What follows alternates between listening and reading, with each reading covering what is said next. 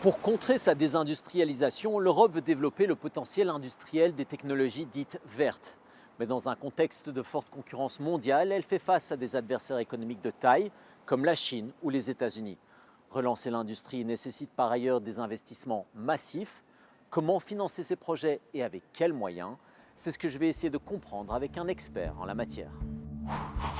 Bertrand Candelon examine les bouleversements de l'économie mondiale et la guerre commerciale entre grandes puissances, notamment la décision de la Commission européenne fin octobre d'augmenter fortement les taxes d'importation sur les véhicules électriques chinois. Quelle va être la réaction des entreprises chinoises? Ça va être d'acheter et de s'implanter en Europe de manière à construire des voitures sur le marché européen et ne plus payer ses droits de douane. Mais clairement, qu'est-ce que ça montre? Ça montre qu'on est dans une bataille commerciale, une guerre commerciale entre les différents blocs, États-Unis, Chine et BRICS et Europe. Et ces trois blocs essayent de prendre du pouvoir par l'industrie, par les exportations, parce que cette industrie, c'est aussi un synonyme de souveraineté nationale.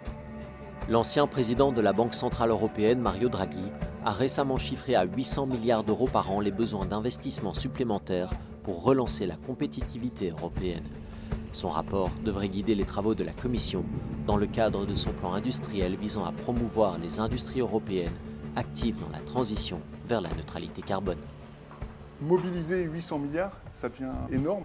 Et vu l'état actuel des finances publiques, ça va bénéficier principalement aux grands États qui ont les finances adéquates pour investir dans ces industries qui soient neutres en carbone. Faute d'emprunt commun au sein de l'Union, cette inégalité dans les capacités de financement de chaque État risque d'accentuer les fractures économiques en Europe et de retarder davantage sa réindustrialisation.